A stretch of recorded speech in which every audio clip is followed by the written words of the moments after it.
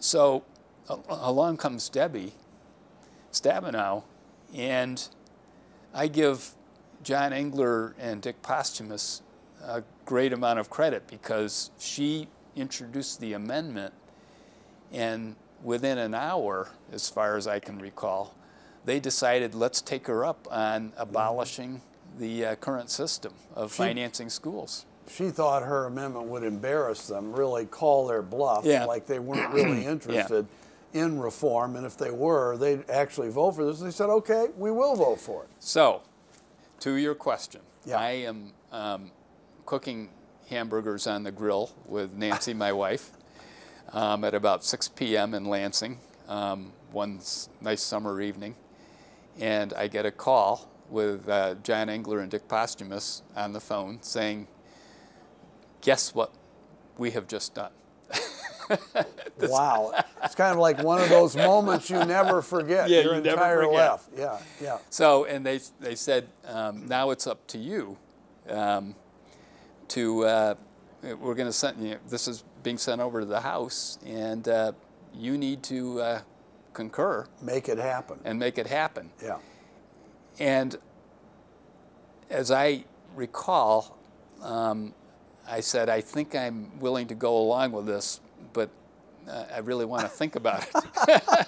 Well, were you sure the Democrats would support it? I mean, No. it was Stabenow's amendment, but No. they were already, I'm sure, having second thoughts like, what? What did we just do? You know. So I do remember the next day we took up the amendment, and I remember it was a speech I gave really from the heart. We knew there were going to be enough Democrats to go with this, but I essentially said, you know, this is a decision that will either ruin this institution because we can't resolve the problem, or we're going to finally break a 20-year stalemate. So did you express some rays of hope and optimism that you would be, that you would be able to get the job done? Yeah, I did, and I really believed that we would find a way. I mean, all those early years I had supported sunset legislation, believing you can have termination dates and figure out how to reconstruct policy or programs. I have to tell you that in December, as we were maybe 24 or 48 hours from Christmas, I really did wonder if we weren't going to go over the cliff. Yeah, it was hairy. I always called it the Christmas Eve Accord. Yeah. Literally, you did it in the wee small hours of the morning, almost on Christmas Eve. But you had an extraordinary group of talented legislators, Democrats and Republicans. You mentioned Lynn Jondal, you had Maxine Berman, you had a lot of really strong Republicans. Don Gilmer, Ken Sikkema, Bill Martin, Susan Grimes-Munsell. Glenn Oxender, all came together. So they were very instrumental in putting this together. And you know what else we had, and this is why I keep referring to that shared leadership period. We had shared power. I really do wonder whether we could have come to an agreement that would have passed public muster. The key to Proposal A in the end was the House insistence, this bipartisan group of 12, I think it was, that combined appropriations members who knew school finance and first of all insisted that we go out to the people with a formula for how the money would be distributed. One of the shortcomings of all the failed ballot proposals was, yes, people wanted to reduce property tax and might be willing to support a sales tax, but no one wondered if the money would ever be returned to local school districts and how much would be returned. And the old lottery argument came up. Well, the state never returned the money, even though that wasn't true. So we had that piece that really emerged out of this bipartisan group. And really Lynn Jondal, and I think it was Glenn Oxender, who said, you know, we need to give the voters a choice. The ballot proposal can't be yes on a tax shift. It's going to have to be yes, I prefer a shift to an income tax or to a sales tax. And those two components, which ended up in the compromise with the Senate and Governor Engler, I don't think would have emerged but for shared power. And that was our real contribution to the Proposal A deliberation. Were you fairly confident coming out of the agreement to put proposal on the ballot, and it wasn't going to be on the ballot until March 15th of the next year? Right. So that was like almost 3 months away. Did you think that the sales tax hike part of it would be the one that passed, or the income tax part? Democrats basically wanted the income tax hike. Republicans were behind the sales tax hike. We were convinced that the sales tax would be the easier tax for people to accept. But this is where John Engler's political astuteness came into play at the very last minute. He kind of pulled out of his hat in the waiting hours of the negotiation. I want, as part of the sales tax proposal, a tax on tobacco. A tax on tobacco, that's true. And also a slight reduction in the state income tax. Yes. I think 0.2%. Right. I don't know whether he thought of that or not, but that was part of it. So you're giving them everything they want, you know?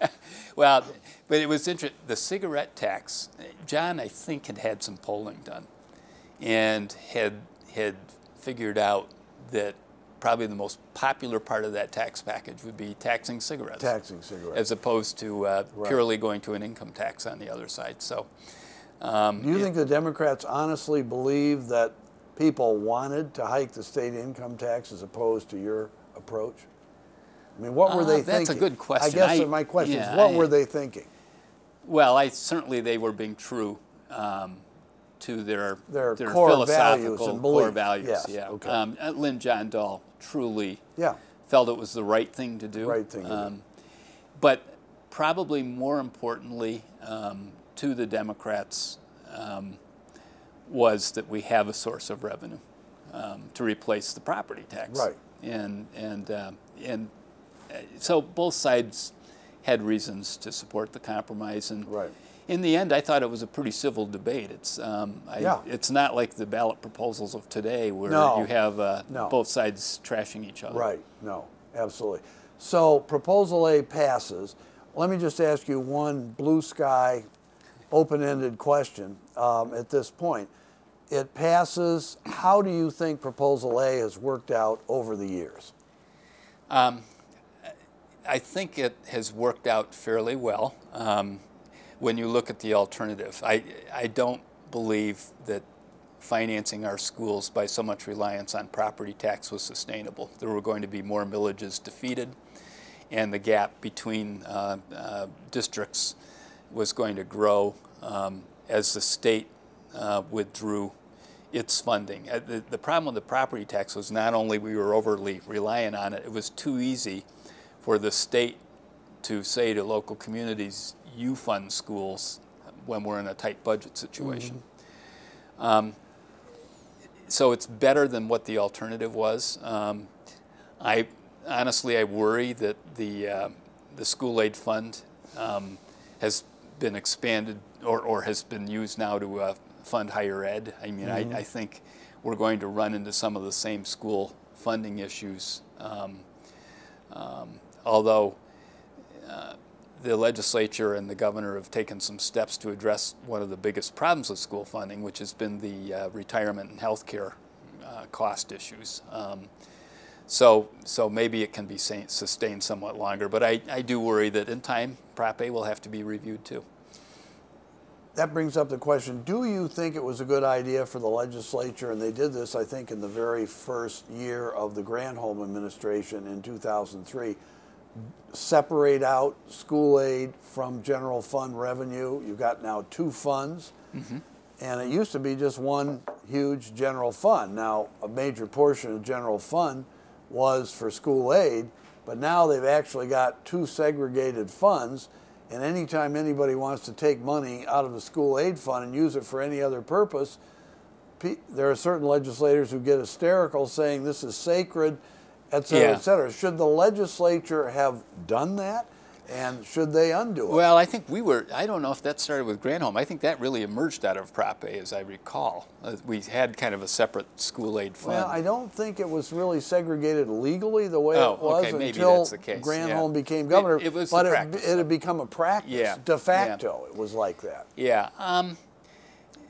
You know, I guess that's a larger question. Is there too much earmarking of the state budget? Yes, I think there has been too much earmarking of the state budget, although I make an exception with the school aid fund because certain promises were made when we passed Prop A that we weren't going to play what had been perceived to be a lottery game. So I think it was important to keep the faith on Prop A with a separate fund.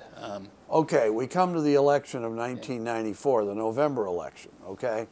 And the Republicans, finally, they win a clear majority. It isn't robust. It's only a one-seat pickup, so you got a 56-54 majority, but you become the speaker all by yourself. So what do you remember from those 2 years? Your last 2 years out of 18 indeed. in the House, what do you think? Well, first of all, in anticipation of our conversation, I did review some reports I had written. But the institutional changes we were able to make as a majority, we actually passed a rule on no points of difference, and we stuck to that rule on the conference committee reports, which we felt was long overdue. More importantly, though, for the House as an institution, I reduced the number of committees from 28 to 21, which meant that the number of committee assignments members had changed from an average of 5 or 6 to 2 or 3. And I really felt strongly that with term limits beginning to kick in, you needed in a short period of time, 6 years, to focus more and develop some expertise. We also, even though we had finally become a majority, kept the nonpartisan offices of the clerk and the business office, which I think has remained over time, but I felt that was important in a term-limited era. And finally, we worked with the Senate on getting MGTV established, filming our sessions, taping our sessions or doing it live, so that there could be more transparency. And I was very proud of those institutional changes that, after being a minority for so long, we could enact. We did pass a $1.5 billion tax cut, which was important for the governor at the time, and interestingly, we had to, because the economy had recovered to the point where we were going to exceed the Headley limit on how much revenue we could collect as a state.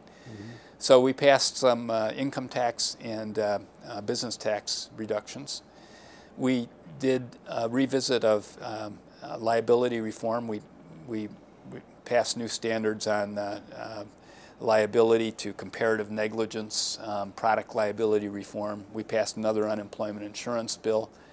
One of the more durable laws that we passed was environmental cleanup standards that had been too rigid, and we've done a more flexible job of figuring out how to clean up contaminated sites under that law. And then it's interesting, you don't think of it then as a major act, but I think one of the most meaningful bills we passed in that 2 years was the graduated driver's license for young people. Dan Gustafson did a lot of work on that, and I think it's been one of the better laws that's endured over time. Very interesting. In terms of public safety. So those were a number of the issues that we worked on. There were things, and this has to do with one of the reasons I only